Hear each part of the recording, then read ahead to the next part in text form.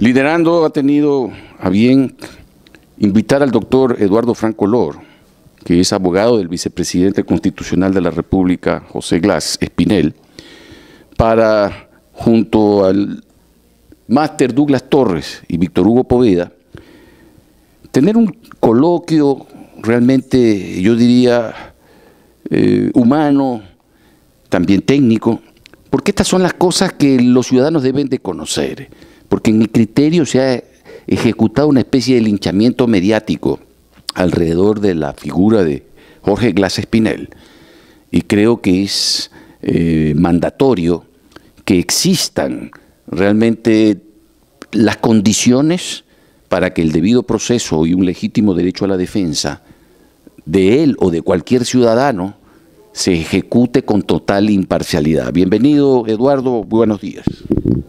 Gracias, Gino, y te felicito por este magnífico programa que tú conduces con los profesionales aquí presentes. Estamos nosotros ejerciendo la defensa técnica del vicepresidente de la República y estamos seguros que en su momento habrá una sentencia absolutoria, porque realmente hasta ahora el fiscal general del Estado no ha probado ningún elemento de convicción o prueba testimonial, documental o pericial que determine que Jorge Glass ha formado parte de una asociación ilícita. Eso nunca ha ocurrido. Ahora, ¿cómo entender entonces que no habiendo probado el fiscal los elementos de convicción? Sí, ¿cómo probar entonces si el fiscal no ha presentado los elementos de convicción? El juez de la Corte Nacional de Justicia ya pues responsabilizó a Glass y a otros implicados en esta supuesta asociación ilícita de los delitos que se le está acusando. Bueno, de una manera técnica el juez no ha responsabilizado nada. El auto de llamamiento a juicio es eso, lo llaman para que en la etapa probatoria, que es la etapa de la audiencia oral pública y contradictoria, en esa fase tendrán que establecerse y practicarse todas las pruebas que han sido anunciadas. Yo debo reconocer que a pesar de nuestra oposición al juez Jurado Favara, que el 2 de octubre de manera arbitraria e inconstitucional dispuso la detención, la prisión preventiva del vicepresidente en base a testimonios de 3 procesados que ni siquiera habían acusado a Jorge Glass, y diciendo el fiscal que había un peligro de fuga potencial, un peligro de fuga que nunca existió y que jamás el vicepresidente incumplió con la medida de prohibición de salida del país. Yo presenté una queja contra Jurado Favara, pero en la audiencia de juzgamiento, en la audiencia preparatoria de juicio, él pasó toda la anunciación de las pruebas que nosotros habíamos presentado. Y eso sí, porque en esta fase el fiscal tiene que demostrar 2 cosas fundamentales: que Jorge Glass participó de la asociación ilícita, cómo la formó, dónde la formó, en qué lugar la formó, y también tiene que probar que Concienciado Santos, porque esa es la acusación, porque él asume lo que dice Odebrecht, el fiscal se convierte en abogado de Odebrecht. Ya vamos a hablar y ya vamos a hablar sobre el dictamen abstentivo, pero ahora se tiene que probar, ya no es la etapa de indicios, de sospechas, de presunciones, ya no. Tiene que probarse que Concienciado Santos le entregó a Rivera 13 millones de dólares en efectivo y en cheques que supuestamente la empresa Odebrecht había depositado en una empresa Glory. Tiene que probarse eso, y tiene que probarse que Rivera es intermediario doloso con Glass, y tiene que probarse que Rivera le entregó en efectivo o en cheque al vicepresidente del Ecuador, Jorge Glass, dinero. Y eso no lo va a probar jamás. ¿Por qué? Usted revisa los anuncios probatorios de la Fiscalía, nada tienen que ver con respecto a ello, nada, absolutamente nada. Y no hay pruebas porque sencillamente el vicepresidente del Ecuador jamás ha cometido delito alguno. Ahora, el día martes que nos acompañó el ingeniero Fabricio Correa Delgado, él supo manifestar que le dio mucha información al presidente Rafael Correa, no solo del ingeniero Glass, sino también de Rivera, de que era conocido, dice, en el medio como el principal bypassero de que conocía de que el señor Glass era empleado del señor Rivera y que lo acusaba ya, desde ya lo acusaba de una serie de irregularidades y que conocía perfectamente el señor Correa, dice, de toda esta trama de corrupción que se ha gestado hasta este momento. Entonces, los ciudadanos, y eso quisiera que de repente, si tienes algún argumento, si lo puedes hacer, Eduardo, nos digas cómo es posible que entonces, no solo en el tema de Odebrecht, estamos hablando del tema de la refinería, el tema de las áreas estratégicas, el ingeniero Glass conjuntamente con Rafael Correa Delgado, pues no hayan tenido la prolijidad, el cuidado, yo digo la precaución, inclusive la malicia, porque en la función pública hay que tener malicia, en el sentido de que hay que sospechar y dudar de todas las personas que nos acompañan, para casualmente evitar de que se lleven el santo y la limosna y mañana los responsables seamos nosotros. Entonces, ¿qué criterio tienes tú de lo que te has conversado de repente el ingeniero Glass? Bueno, la defensa técnica del vicepresidente tiene que atenerse a los autos, a lo que pasa en el proceso. Claro. Decía el gran jurista ya fallecido, doctor Jorge Zavala Vaquerizo, lo que está en el mundo y no está en el proceso no existe. Así es. El comentario de Fabricio Correa es un comentario político, yo no tengo ninguna objeción en comentar, no quiero hacer ningún criterio, eso no pasa, eso no ocurre, ningún juicio de valor, porque eso no está reflejado en el proceso. Pero está reflejado en el proceso esa acusación incluso de Montúfar, que dice, ¿cómo es posible que el vicepresidente del Ecuador... Es que está claro, el vicepresidente del Ecuador lideró las áreas estratégicas. La parte política administrativa, Jorge Glass la ha dicho, es de su responsabilidad. Pero el vicepresidente no puede estar en el alma de las personas. Mire, en el áreas estratégicas hay autoincriminación de Klepper Verduga, de Mazú, del señor Terán, que han dicho que han cogido dinero y se han cogido a la cooperación eficaz. Ellos ni siquiera nombran al vicepresidente. El vicepresidente de la República en todos los proyectos emblemáticos estratégicos no firmó contratos, no formaba parte del equipo técnico negociador, nada de eso. Eso lo hacían... Dijo, lo hicimos, eso significa que... O sea, lo hicimos en el sentido político, administrativo, pero Jorge Glass no firmó ningún contrato, no formaba parte de la refinería. Mire, en el tema que se dice que Alexis Mera y el fiscal se basa del comentario de él en la versión, las dos versiones que rindió, Alexis Mera es claro. En lo que se equivoca es que cuando utiliza la palabra negociación.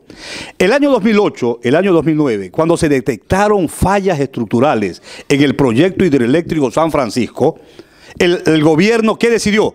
Separar a Odebrecht de toda contratación. Entonces ellos quedaron al margen y el Estado inició una serie de acciones judiciales. Y Jorge Glass, como ministro de sectores estratégicos, lideró el compromiso de obtener de esta empresa Odebrecht, que no se sabía que había corrupción ni coimas, estamos hablando 2008-2009, lideró para que Odebrecht repare las fallas estructurales en el proyecto hidroeléctrico San Francisco.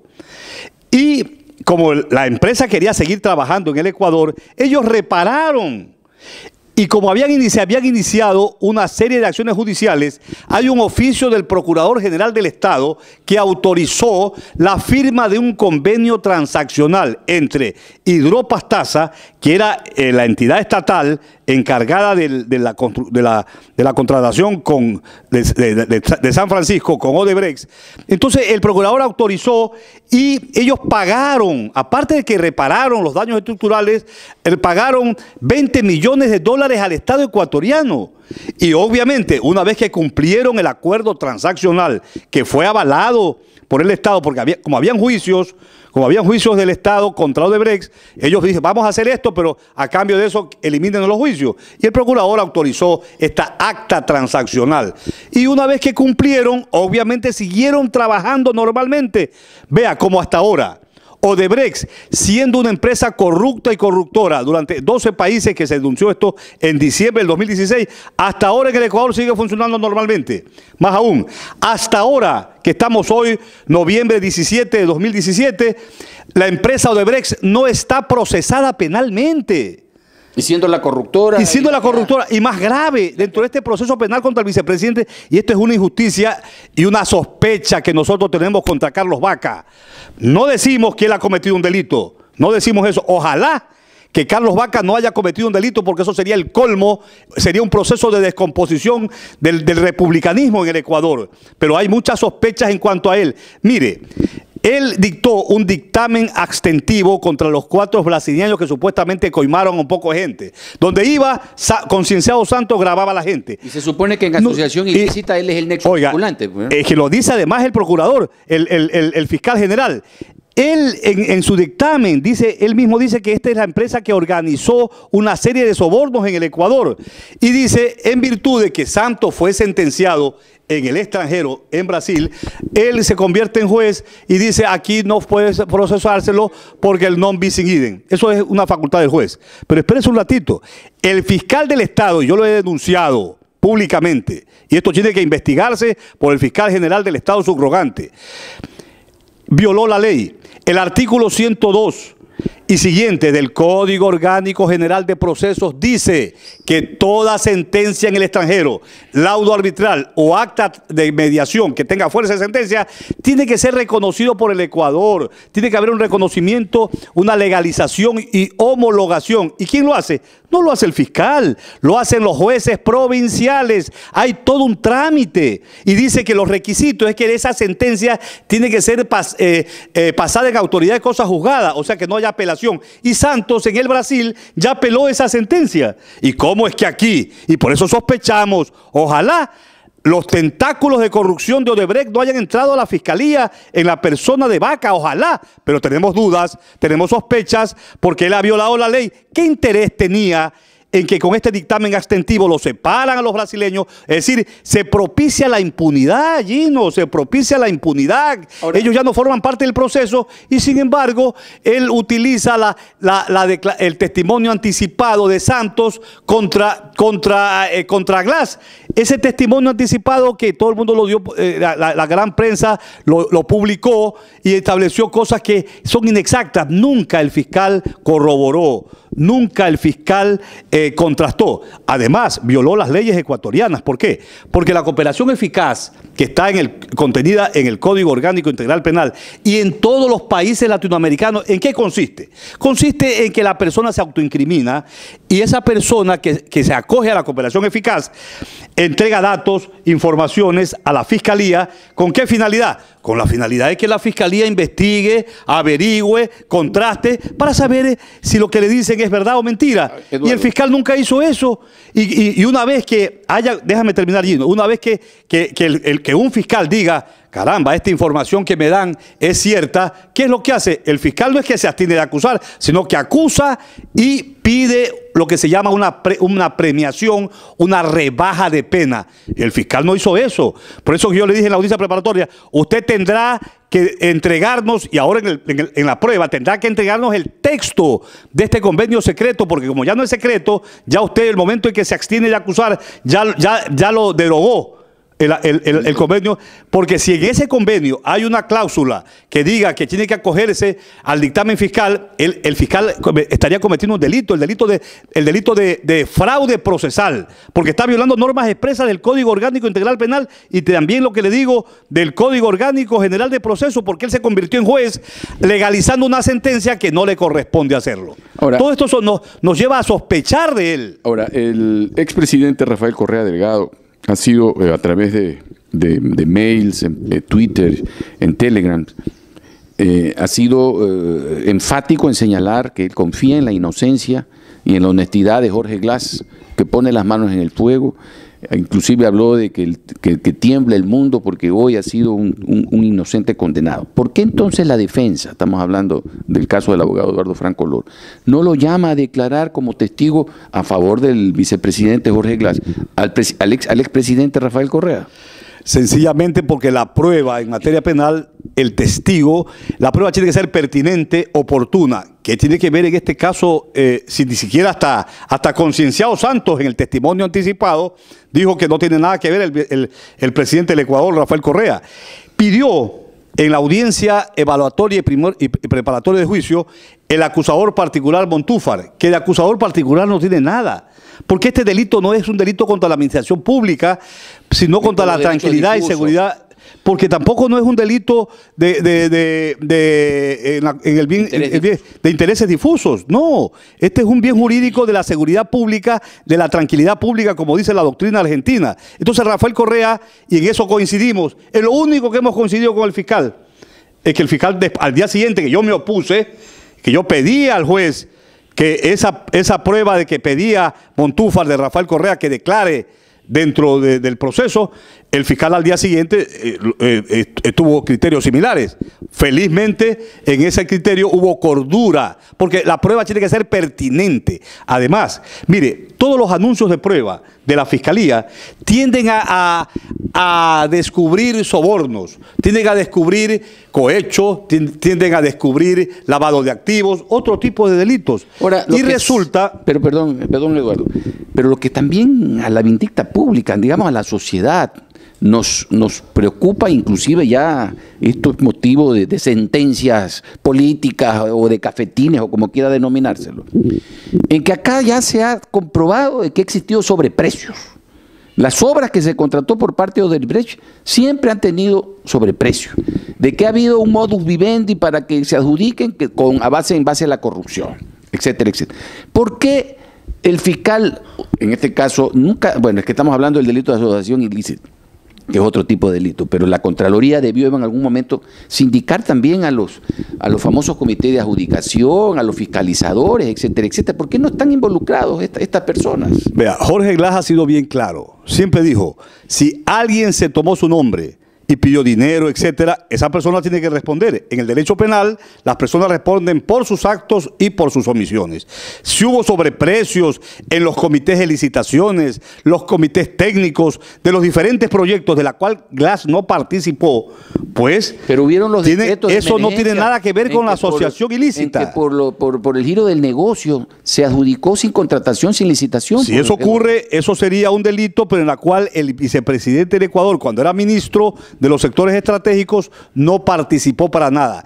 La dirección política administrativa emanaba de su condición de ministro, pero el ministro, como todos los funcionarios, cuando cumplen con su deber no cometen delito. Felizmente en el artículo 30 del Código Orgánico Integral Penal, una causal de la excluyente de la antijuricidad es cuando la persona cumple un deber jurídico, porque quien cumple con la ley no comete delito. Pero como ministro ya fue destituido por el señor Contralor, Eduardo. Es que esa es una situación política absurda, totalmente absurda, que no tiene nada que ver con el proceso penal ni con su condición de vicepresidente. Esa destitución fue al ministro. Claro. O sea, cae en el vacío, no tiene eficacia jurídica, ya no es ministro. Y es nula, porque ya no es ministro, pero tenía el ánimo después de un año perjudicar.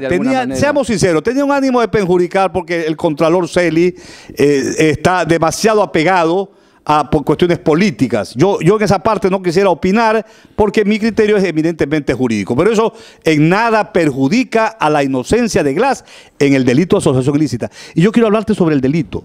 Mire, el fiscal, cuando acusó con el artículo 369 y 370 del Código Penal anterior. Y dijo, ultraactivo, hoy 370 del Código Orgánico Integral Penal. Y aquí viene una discusión dogmática, una discusión doctrinaria y una discusión que ya está resuelta por la ley y por la Constitución. Resulta que todos sabemos que por el principio de legalidad, todo delito tiene que ser perseguido con el tipo delictivo que ocurre en el momento de los hechos. Es lo que se llama el principio de la irretroactividad de la ley penal. Pero el señor fiscal, como parece desconoce el derecho, ojalá que sea por eso, porque no creo que sea por mala fe, pero puede ser por lo uno, por lo otro, por las dos cosas, dijo que el artículo 370 del Código Penal anterior está vigente. Nosotros le decimos no, porque desconoce que al principio de la irretroactividad de la ley penal hay lo contrario, que es el principio de la retroactividad de la ley penal cuando la ley penal favorece posterior beneficia al reo. Y eso está ya en la Constitución, el principio de favorabilidad, artículo 75, numeral 5, en el Código Orgánico Integral Penal, artículo 5, numeral numeral 2. Pero además, el Código Orgánico Integral Penal dice en el artículo 17, toda ley tiene que seguirse con el tipo penal que lo establezca el código, correcto. Y el artículo 16, numeral 1 dice, toda persona tiene que ser sancionada con el delito en el momento que es cometido.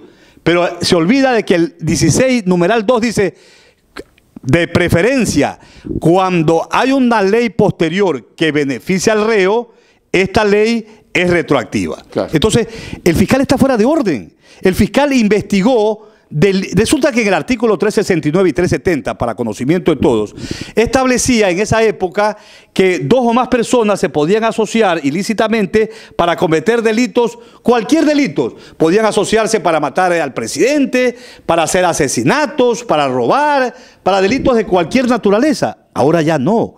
Con el Código Orgánico Integral Penal, el delito de asociación ilícita es cuando 2 o más personas se reúnen antijurídicamente para cometer delitos menores de 5 años.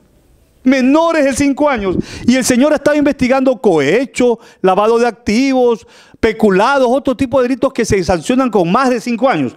¿Por qué el legislador dijo esto en el 370 actual del COI? Porque resulta que el artículo 369 y 370 del Código Penal anterior se dividió en 2.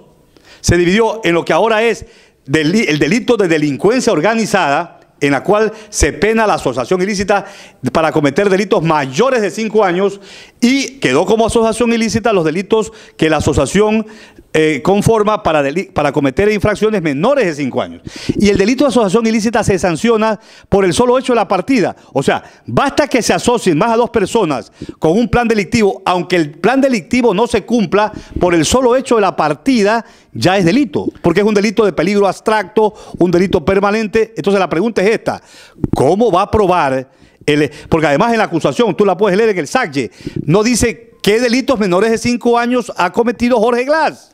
Ahora, lo que sí sorprende, y nos sorprende a los ciudadanos, es que ahora ya incluso se está cuestionando a personas que fueron parte de un equipo de mucha confianza del régimen, y que incluso fue propuesto este señor Vaca por el propio régimen. Entonces, esto que usted, digamos, no en el caso, no estoy diciendo tu caso, Eduardo, pero que sí fue del régimen de Rafael Correa, ahora significa que ellos mismos están convirtiéndose en los verdugos de aquellos que los favorecieron. Bueno, felizmente yo como abogado, yo soy independiente, no soy afiliado a ningún partido, no soy afiliado a Alianza País, ni partidos de oposición, ni partidos del gobierno. Yo defiendo desde el punto de vista jurídico la legalidad del tema. Entiendo que si el doctor Vaca es fiscal general del Estado es porque cumplió todos los requisitos legales. Yo tengo que presumir que su actuación es legal. Desconoce el derecho, pues. Bueno, es que una cosa es que haya cumplido con los requisitos, otra cosa es que cumpliendo con los requisitos no se le haya tomado un test de conocimientos, porque, oiga, créame que ha hecho una serie de barbaridades, ha violado normas del debido proceso. Él cree que toda la información que le entregó Odebrecht es verdad. Es cierta, que toda la información tiene que ser verídica, sin haberla contrastado. Pero lo más grave, que damos... Hay experticias que se... Hay experticias, mire, el famoso pendrive. Un famoso pendrive que entregó un delator del hombre de confianza de Rivera. Señor Aspiazu. Un señor, no importa. Un nombre no importa. Ese pendrive dijo que el pendrive... El dispositivo USB es un elemento que lo extrae de una computadora o de ¿Y la computadora dónde está? De una lacto. Dijo que había botado la lacto. Y usted, a los ingenieros en sistemas, los ingenieros en electrónica, saben que cualquier persona puede entrar, si tú tienes la clave del mail, y los hackers, los famosos, que no era hombre de confianza, y allí en los famosos mail, no hay ningún mail comprometido que diga, porque ya se hubiera hasta publicado, que Glass se haya mandado un mail a Rivera hablando de Odebrecht. Nada de eso existe. Pero es que la gente lo que no puede aceptar es que, ¿cómo es que este señor Rivera, el tío de este señor, el tío de Jorge Glass, que ha tenido tanta plata, pues, viejo, bueno, sin ser funcionario? Que se lo investiga Rivera. Rivera tendrá que responder ante la ley como está respondiendo Jorge Glass. Pero escucha, es que el sentido común de la gente, ¿por qué? Porque ha habido un linchamiento mediático contra el vicepresidente. Los medios de comunicación no cumplieron con las normas del código, de la ley orgánica de comunicación. Ha habido y se ha fomentado un estado de opinión adverso. Yo reconozco que hay un estado de opinión adverso, pero Jorge Glass tiene fe en la justicia, fe que en los próximos días habrá una sentencia absolutoria. Y el país tiene que saber, es que los jueces no pueden dejarse llevar. Tú lo recusaste al juez jurado. Al juez jurado lo recusé, pero todas las acciones que nosotros empleamos fueron negadas. Pero ¿y por qué, pues? Por las manos de la política en este proceso. Pero mucho más grave, pues, entonces el tema. Pero es que la cosa es grave. Pero ahora no es un juez, ahora son 3 jueces que tendrán que responder. Ante el derecho y ante el país. El país quiere un baño de verdad. El país no quiere... Vea, hace 2000 años, en una plaza pública, vino Pilatos, que era el juez, y dijo, yo sé que este hombre, refiriéndose a Jesús, es inocente. ¿Qué dice el pueblo? Y el pueblo prefirió a Barrabás. Y al inocente lo castigó. Los jueces no pueden dejarse llevar por el estado de opinión que está adverso contra Jorge Glass, que piensan eso. ¿Cómo es posible que no sabía el sobrino lo que hacía el tío? ¿Cómo es posible que el tío se haya enriquecido se haya beneficiado de la influencia en televisión satelital? Bueno, todo ser humano tiene que responder ante el derecho y ante la ley. Pero ¿por qué no responde él? ¿Quién delegó a China al señor Rivera? El vicepresidente del Ecuador no lo delegó. No hay constancia, eso lo dicen sin probarlo. No hay ningún documento que afirme, y cuando declara Rivera ante el fiscal, Rivera dijo, yo fui a China y en ningún momento fui a nombre del Estado ecuatoriano. Eso es lo que está faltando entonces de Jorge Glass, pues. Una declaración personal de él contundente, clara, en que diga que efectivamente mi tío me robó, yo no tengo nada que ver. No, tampoco puedo afirmar que robó. Pero porque... que ¿dónde aparecen 13 millones de dólares, Eduardo? Si no tiene, de manera gratuita, ¿quién te regala 12? Ya, mira tu pregunta muy interesante, los 13 millones. Ya. Hay 45.000 fojas. Yo como abogado del vicepresidente he leído todas las fojas. No he encontrado, abogado Gino, en primer lugar, la constancia de que a Rivera le han entregado en efectivo.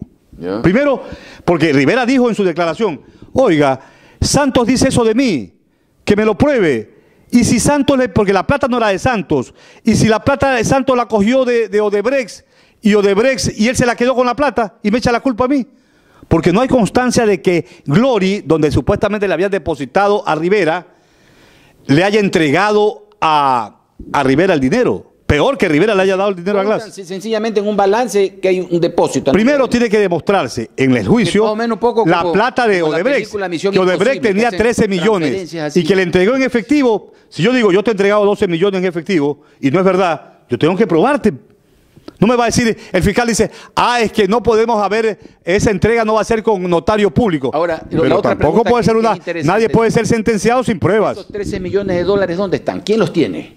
¿Están en custodia? ¿En dónde están? La pregunta es, ¿dónde está la plata? No existe. Entonces, es que no existe, por eso que Glass es inocente, porque no hay constancia. Yo no soy abogado de Rivera. No lo digo, pero es que el abogado de Rivera dice eso. Porque yo he revisado el proceso y no hay constancia de que... ¿Por qué estaba interesado? Porque yo quería ver si hay constancia de que Glory, la empresa que le depositó en cheques a Rivera en Glory le haya entregado a Rivera. Eso no hay. Como tampoco hay que Rivera le haya entregado al vicepresidente dinero en efectivo o en cheque. El organismo norteamericano también señala, y por eso el señor fiscal general de la Nación del Ecuador dice que es sustento cuando hablan las declaraciones del señor Rivera, que aporte para la campaña política de Vidrios, y que Vidrios esté identificado el señor Glass. ¿Qué nos puede manifestar al respecto? Mire, el fiscal dijo dos cosas, el doble conforme, de los documentos de Brasil y los documentos de Estados Unidos. Ya le voy a hablar sobre ese vidrio. Saca un documento que dice, documento de Odebrecht, que dice, Manduriacu, $150.000, tío Glory. ¿Qué tiene que ver Jorge Glass con eso? Nada, no aparece para nada el nombre de Jorge Glass. Y sin embargo con eso se valió el fiscal para pedir al juez la prisión preventiva. Y eso, en los videos, no hay un solo video de Santos que le esté entregando dinero a Rivera, ni cheques a Rivera. Hay el famoso video que habla el señor José Concienzado Santos con Polic, que se refieren a Rivera y a Glass. Pero ¿qué tiene que ver eso, Glass? Si los dos conversan en mi contra, eso tiene que probarse. Las personas no pueden actuar por lo que digan terceras personas de uno. Para nada. Dice, de vidrio. Eso aclaró bien Rivera en su declaración, que si el vicepresidente no tiene nada que ver en el asunto. Si no hay la plata para mí, ¿de qué estamos hablando? Así es, señor. Usted es jurista. Pero es que Jorge Glass es inocente. ¿Cómo lo va? Yo me pregunto, ¿cómo lo vas a sentenciar al vicepresidente del Ecuador? ¿Con qué prueba? ¿Sabe cómo se lo puede sentenciar? Si hubiera ya no hay, esa anunciación de pruebas no existe. Un video que esté recibiendo. El único video que hay de Santos con el vicepresidente es cuando fue a la vicepresidencia, y ahí está clarito. Fue a reclamarle por el problema del terremoto, por el problema del Estado, de la bajada del precio del petróleo, el gobierno dejó de pagar a muchos acreedores, ¿no? Entonces, a muchas instituciones que se le debía, y fue a reclamar los pagos para los de Brecht. Y el vicepresidente le dice, eso corresponde al Ministerio de Finanzas.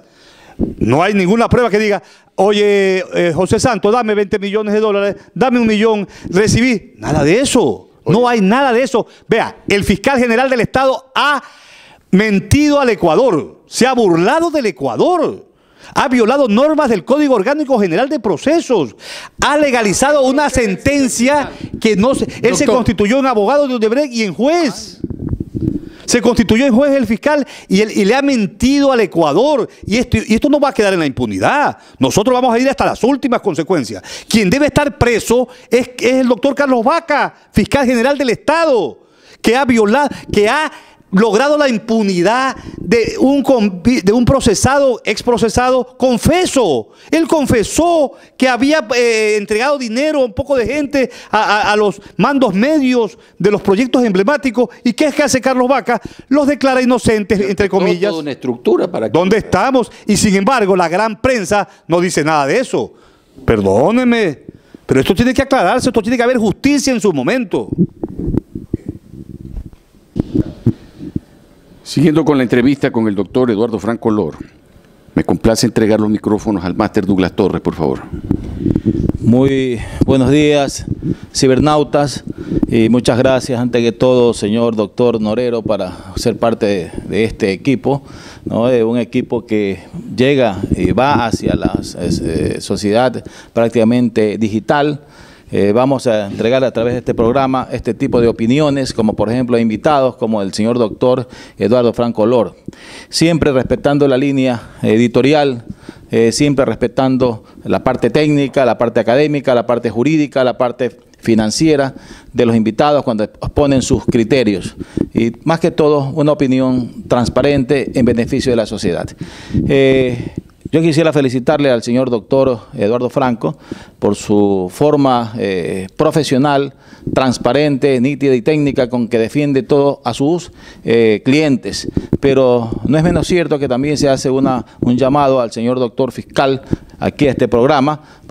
Los micrófonos están abiertos, el video está a su disposición y este equipo de técnicos también. Pero lo que a mí me llama mucho la atención en estos casos, no lo hablo como director binacional de Ecuador-Perú de la Asociación de Especialistas Certificados en Delitos Financieros para América Latina, lo hago en función de técnico, en que observo muchas inconformidades, muchas partes que le falta un concepto técnico, jurídico, a lo que es la parte de la prueba.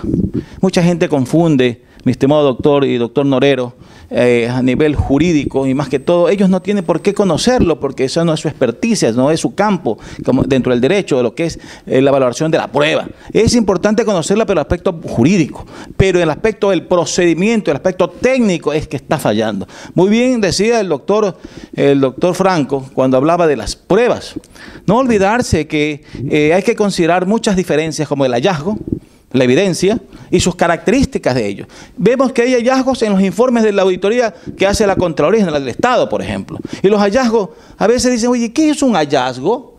El hallazgo, ¿cuáles son los atributos del hallazgo? La condición, el criterio, la causa y el efecto. Pero no se nota porque esos 4 elementos son los que fundamentan un hallazgo, por un lado. Por otro lado, mis estimados, es la parte de la evidencia. Hay una equivocación, perdónenme, brutal con respecto al tratamiento de la evidencia. La evidencia puede ser física, documental, tangible o intangible, pero también tiene que tener atributos para que sea una evidencia. Esa evidencia tiene que ser competente, esa evidencia tiene que ser suficiente y esa evidencia tiene que ser relevante.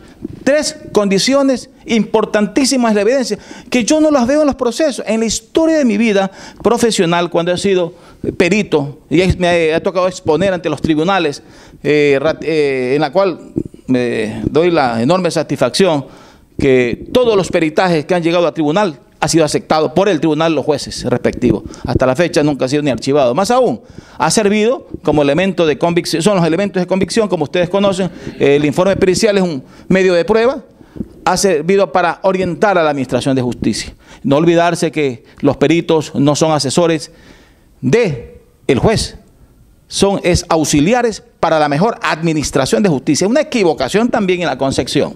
Entonces yo sí creo, cuando se habla de las pruebas, sí, los testimonios, por supuesto, tiene que estar argumentados. No veo argumentos en las evidencias. Y no se olviden, la evidencia, mis estimados doctores y cibernautas, la evidencia ¿de qué? De los hechos, son la estructura, el asiento, el soporte de los hechos que están en investigación.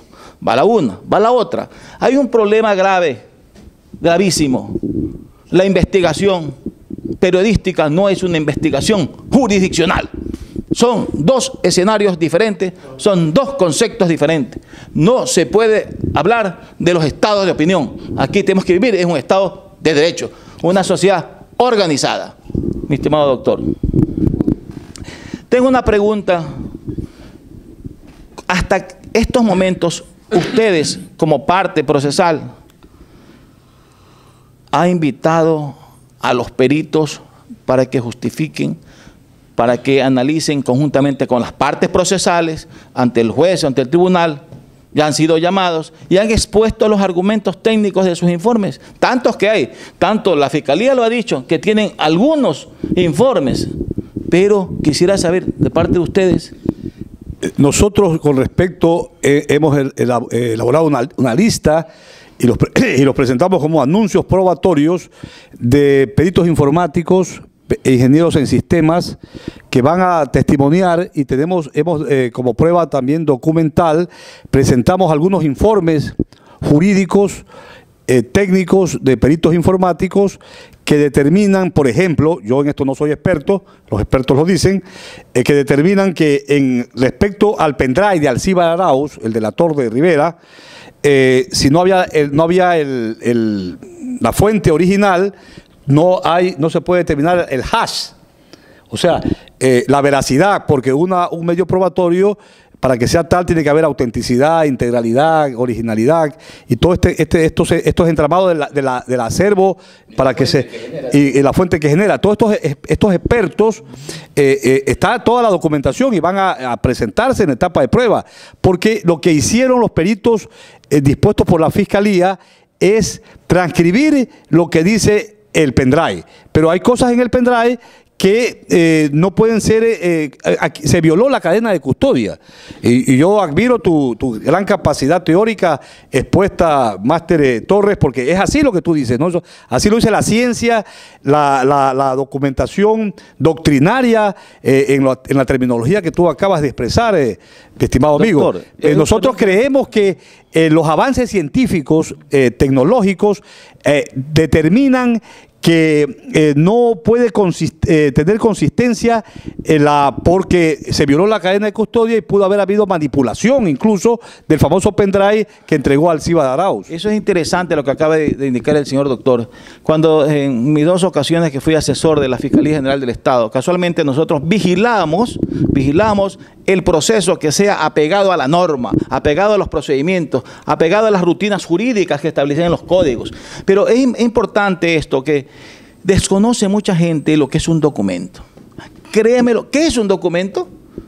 Cuando se está valorando. El perito no genera pruebas, por ejemplo, sino que valora pruebas existentes, ya existentes. Mucho ojo con esto. Y los hechos son acontecimientos pasados o presentes, en la cual hoy se lo evalúa, se lo explora para arribarlos a nivel de prueba. Esas son las cosas que están faltando a la academia, apuntando al profesionalismo, y muy pocos doctores, por ejemplo el doctor Norero, como usted doctor, conocen la parte criminalística, y ahí es donde voy, la parte criminalística, donde prácticamente es el qué, cómo, cuándo.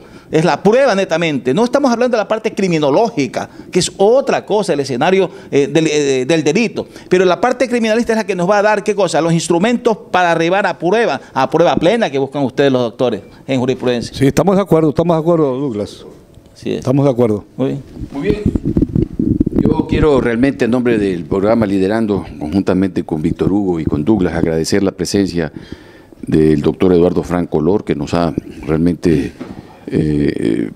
ha sido un honor para nosotros tenerlos, y esperamos, sobre todo ustedes, amigos televidentes, se formen un juicio de valor y saquen sus propias conclusiones. No pretendemos ni linchar ni favorecer a nadie, sino ser objetivos y profesionales. Gracias por haber concurrido. Le agradezco a usted, y tengo la esperanza de que, siguiendo las normas del debido proceso, en los próximos días la inocencia de Jorge Glass será resplandeciente, para que el Ecuador sepa que ha tenido un funcionario honrado y que no ha cometido delitos.